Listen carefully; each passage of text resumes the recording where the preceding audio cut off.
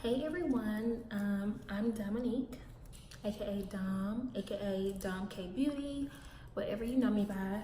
This is my first tutorial, and I thought what better else to do than to come on with like a fall glam look. So if you like this look, stay tuned.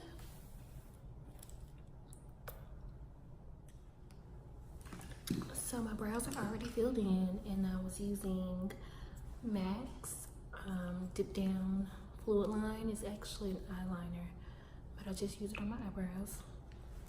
And my favorite eyebrow brush is the Delium Tools 762 brush. Love this. I've had it for quite some time and it's never let me down, hasn't broken or anything like that. Washed it numerous times and it's still here. And with a more cool tone foundation in the center of my face, because my chest is really like cool toned, not too much red in it, but I feel if I were to use this all over, I would look really ashy in my pictures, and I do not like that. I don't want to look ashy in my pictures or real life. So I'm going to take NW46 Studio Fix Fluid Foundation by MAC, and we're going to use these, a combination of those on my skin. We ain't wasting no time, we just going right in, honey. So the 224, this is the original 224. This is the one with the natural hair. MAC no longer makes that brush with all natural hair. It's now synthetic fiber. The new one is a little bit more slim, a little bit slim, tapered toward the tip. I like it, but I still love this one. Now, you can use an eyeshadow base all over the eye before you get started, but I'm not going anywhere, I don't think. I'm just going to go in with my eyeshadow.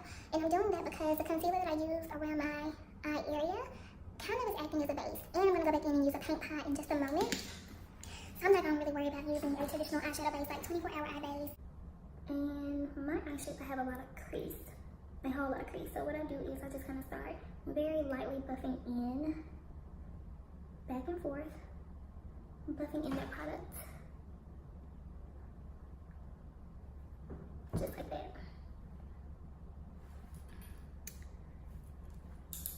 Some days I take my eyeshadow up higher.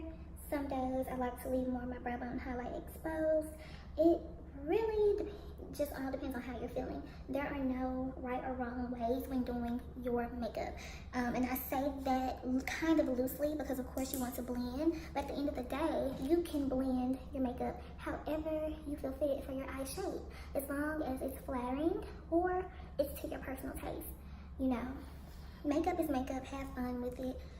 That's all advice I could really ever give somebody. Have fun with it. Don't be scared to pick up a brush.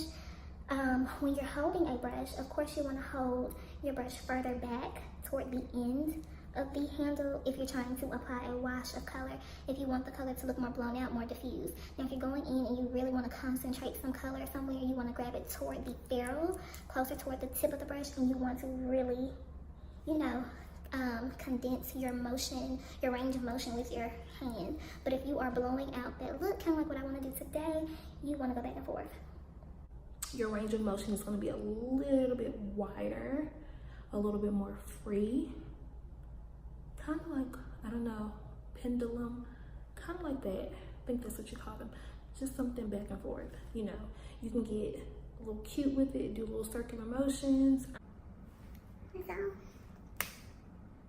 all it does. Brown script is such a beautiful color.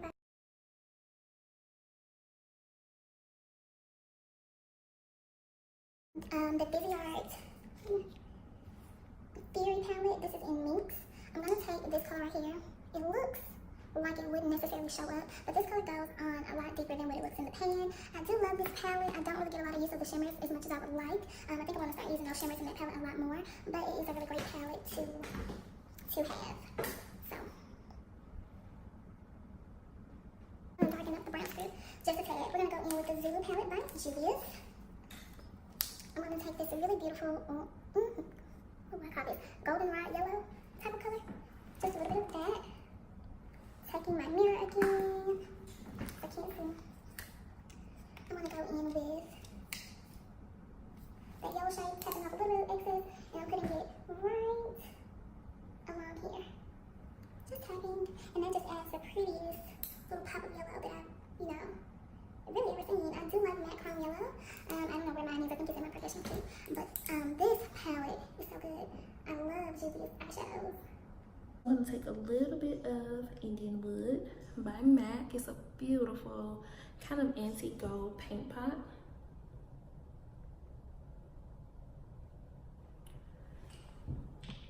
We're going to do a semi-cut crease. So when I say semi, we mean not complete. So we're going to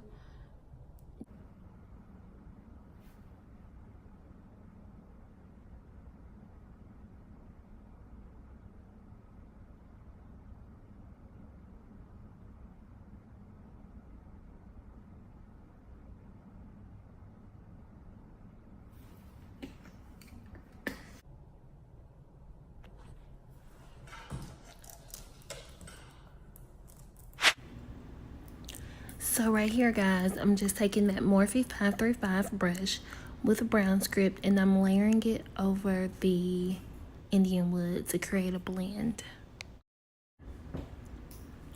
So on this step, I went in with a small tapered Juvia's Place brush and I dipped it into a cool tone brown from a super old palette, the Smashbox Full Exposure palette, and I'm just going in and deepening up my socket essentially and the outer corner of my eye to add dimension. And then I'm taking that darker brown that was in the Visesrt palette and I'm doing the same thing, adding some outer corner smoke to the eye look.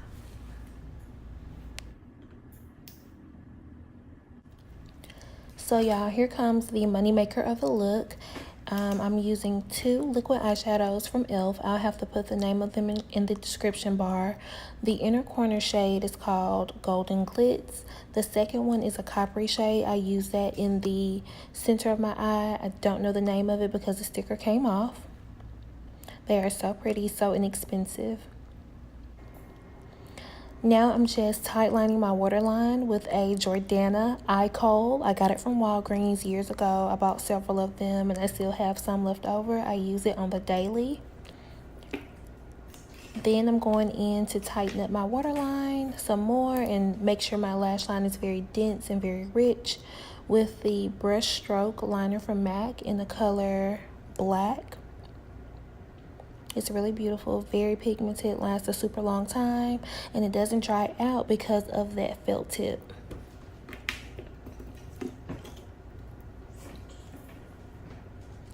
Now I'm taking that eyeliner and making sure I hit the bottom waterline. So I'm going in with a Morphe brush and brown script and I'm buffing out my lower lash line. Then I took a 219. I went in with a darker chocolate shade in that Visesrt palette that I showed earlier. And then I'm going to go in with a black eyeshadow with that 219 brush to really tighten up everything and make it really dense and smoky. Mascara, lashes, Lily lashes in the style Miami synthetic, and then another pair stacked on top. So this is what we're looking like. Now, this bad boy has replaced my Love, kinda, sorta. It's like fastly moving in as an all-time favorite, and I've only had it for a short amount of time. It's the Anastasia Beverly Hills powder bronzer in the color Mahogany. How I bronze is I go in and I start to buff. I'll go buff. Bring it down. This, I feel, does not do anything for my nose. It's just the way my nose is shaped. I just feel like I do not have a nose to contour. I could or could not do this step and it'll be okay. This is mainly just bringing slight definition back into the nose. If you feel like you have too much highlighter or too much powder around this area, add some bronzer. It'll just warm it back up and make your nose so like you can actually breathe out of it. So, yeah. I will dip between this one and this one, and it kind of gives me a raisin-esque feel. And also this color right here is a beautiful contour shade. I think I'm gonna use a little bit of it today. Okay, so blush. I love to put my blush, so when I smile or when I look like this, I feel like I have resting bitch face. So I love to put my blush on the bottom of my cheek. I hate smiling, by the way, on the bottom of my cheek. Makes me look happy. And like I'm actually excited to be here. Right this way, right in here. I want to get it on first and then I want to buff it upward. That is such a cool, damn it, that is a good color. That is a great color. Same thing, get a little bit in, a little bit on. I don't have a lot of forehead space like I said, but I love to add me a little shadow around this hairline, honey. I don't know, I just feel like it just ties everything all in. Let me not forget about this little double chin, honey. So we're gonna hit her too. We're just gonna hit you all the way back. And also contour is very important too, because if you have a very hyperpigmented neck like I have, your face is one color, chest is another, this right here looks like NW58, and you look like an NC16. Contour kind of helps with that. Contour will bring, you know, kind of blend everything all together. So it won't just look like you have a floating head, you know, you get what I'm saying. Alright guys, so this is the finished look. I was definitely inspired by this really beautiful butterscotch goldenrod marigold color. I think it's so beautiful. Yeah, so the lip, I did the lip off camera. So what you are seeing is Prep and Prime Lip by MAC. If you're gonna be wearing any type of matte or really drying lipstick, this is a must-have. You can also wear it with any lipstick, honestly. Any texture, gloss, whatever the case may be. Make sure lips looks really, really good. Makes them feel really great underneath these really drying mattes. So first things first, Prep and Prime Lip, protect your lips. Chestnut lip pencil from MAC. My all-time favorite brown. Love this. Love, love, love, love, love. Love that with any neutral look. And these are the two winners right here. Went in with Saddle by Lime Crime. That's around the perimeter of the lip. Then I went in with Squash. Go figure. Squash is in the center of the lip, and I think it came out really, really beautiful. Yeah, love it. So this is it, everyone. All right, guys, have a good one.